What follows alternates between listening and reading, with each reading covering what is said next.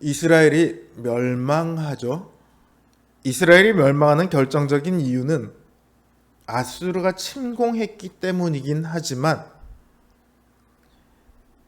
이스라엘이 약하거나 아수르가 너무 강해서는 아닙니다. 이스라엘의 멸망은 그들의 하나님이신 여호와께서 그들을 떠나시기 때문입니다. 하나님께서는 그들을 사랑하기를 멈추지 않으셨고 그들을 돌보기를 쉬지 않으셨습니다. 하나님께서는 그들을 마치 광야에서 만나는 포도처럼 여기셨고 무화과 나무의 첫 열매처럼 여기셨습니다. 광야는 물도 없고 먹을 것도 없습니다. 나무라고 해봐야 키 작은 가시덤불 같은 것들만 있습니다. 그런 곳에서 포도나무는 사막에서 만나는 오아시스와 같죠. 또 당신은 냉장고가 없으니까 무화과를 신선하게 보관해 놓을 수 없습니다. 수확해 놓은 무화과를 다 먹으면 다음 해까지 기다려야 합니다. 그러다가 봄이 되어 몇 달 만에 무화과를 드디어 먹을 수 있게 되죠. 무화과를 좋아하는 이들이 그 무화과 열매를 얼마나 기뻐했을까요? 하나님께서 이처럼 이스라엘을 애지중지하셨습니다. 또한 이스라엘을 기뻐하셨습니다. 그런 이스라엘이 이제는 바알브올에 가서 부끄러운 우상에게 몸을 들여 그 우상들처럼 가증스러운 존재가 되어버렸습니다. 바알브올은 모압 평지에 있던 곳입니다.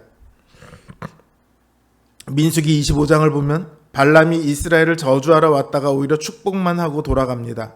그 후에 이스라엘은 바알브올에서 모압 여인들과 음행을 하죠. 이 일로 하나님께서는 재앙을 내리십니다. 지금 이스라엘이 마치 그때처럼 또다시 음행하는 일을 자행하고 있어요. 그런데 더 심각한 문제가 있습니다. 그때는 일부가 그렇게 했습니다. 그리고 그 당시 제사장이었던 비느하스가 창으로 범죄하고 있는 자들을 찌른 후에 그 재앙이 멈춥니다. 그러나 지금은 아닙니다. 온 이스라엘이 다 음행에 동참하고 있습니다. 하나님을 위해 그들을 찔러야 할 제사장이 오히려 음행에 앞장서고 있습니다. 아무도 그들을 말려줄 사람이 없고 아무도 그들을 향한 하나님의 진노를 누그러뜨릴 사람이 없습니다. 그들은 하나님 앞에 가증한 자들이 되었습니다. 사랑스러운 백성이 아니라 멸망받아 마땅한 존재가 되었습니다. 그래서 하나님께서는 그들을 떠나십니다. 그들에게 주어진 모든 복은 하나님과 그 백성이 맺은 언약에 따른 복입니다. 그리고 언약을 지키는 동안 그들은 그 언약의 복을 누릴 것이지만 언약을 어기게 되면 그들은 언약의 저주를 받게 되어 있습니다. 그러니 이제 그들에게 남은 것은 아무것도 없습니다. 오직 저주만이 그들을 따라다닐 것입니다. 가장 먼저 그들에게서 영광이 사라질 것입니다. 이스라엘은 온 세계에서 유일하게 하나님의 선택을 받은 민족입니다. 하나님 나라라는 이름을 가진 유일한 사람들입니다. 그들처럼 하나님의 사랑을 받은 존재가 없었습니다. 그들처럼 하나님의 관심과 돌보심 속에서 살아간 이들이 없습니다. 그렇게 하나님의 관심과 사랑과 돌보심 속에 살아가면서도 그들은 그걸 깨닫지 못합니다. 그래서 하나님이 아닌 다른 신들을 찾아다니죠. 그리고 이제는 그 영광을 잃어버리게 되었습니다. 하나님이 떠나시기 때문입니다. 그들은 영광된 민족이 아니라 저주받은 민족이 되었습니다.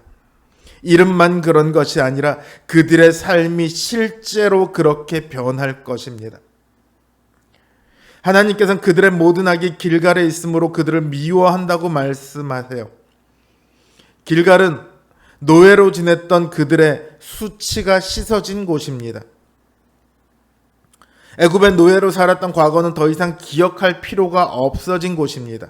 그랬던 곳이 이제는 우상숭배의 거점이 되었습니다.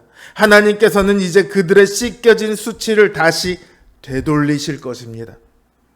그들은 더 이상 거룩한 나라 영광된 백성이라고 불리지 않을 것이고 어리석고 가증한 민족, 하나님에게 버림받은 백성들이라는 이름을 가지게 될 것입니다. 또 그들은 이전에는 아름다운 곳에 심긴 두로 같은 존재였습니다. 두로는 지중해에 붙어있는 아름다운 항구 도시예요. 고대 군동의 무역의 중심지였고요. 경제적으로 매우 번영했던 곳입니다. 이스라엘 역시 두로처럼 번영했으며 누구나 부러워할 만한 나라였습니다. 다윗의 때에 솔로몬의 때를 기억해 보시면 주변의 모든 나라들, 두로, 심지어 이집트에서부터 더 아래에 있는 이디오피아에서까지 그들을 사모하여 나아왔습니다.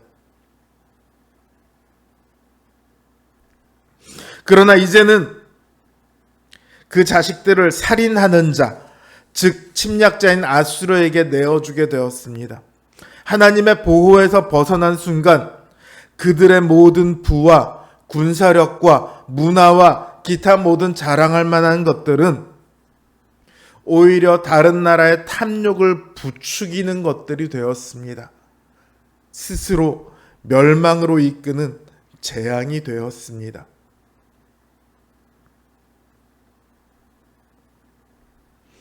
그 재물이 많으면 행복할 것이라고 여겼지만 그 재물 때문에 그들은 노예가 되는 것이죠. 그들은 명예와 영광을 잃어버릴 뿐만 아니라 가진 모든 것을 빼앗길 것입니다.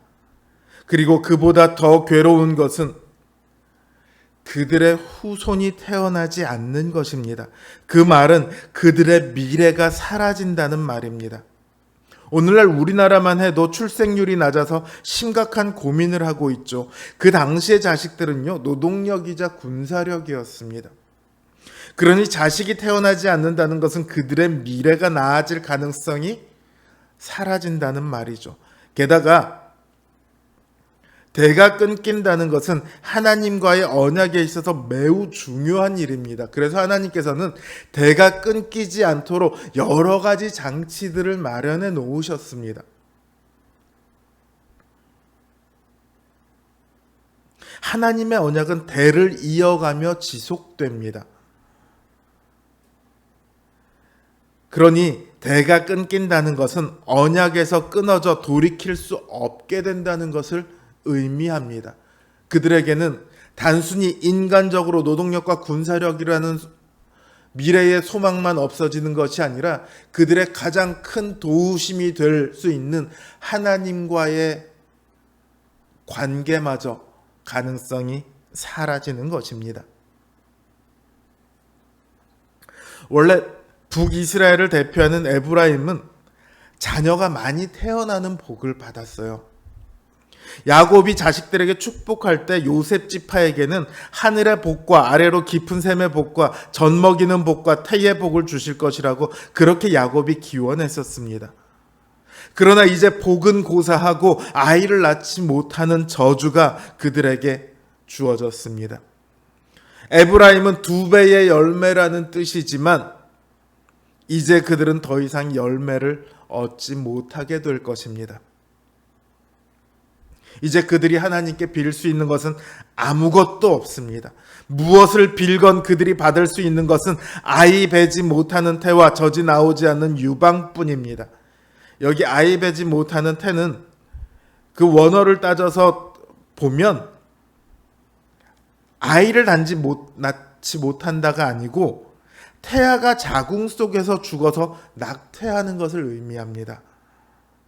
아이를 배지 못하는 것보다 더 큰 고통이 그들에게 약속되었습니다. 그들의 삶은 고통과 절망으로 가득할 것이며 이곳저곳을 떠돌아다니는 신세가 될 것입니다.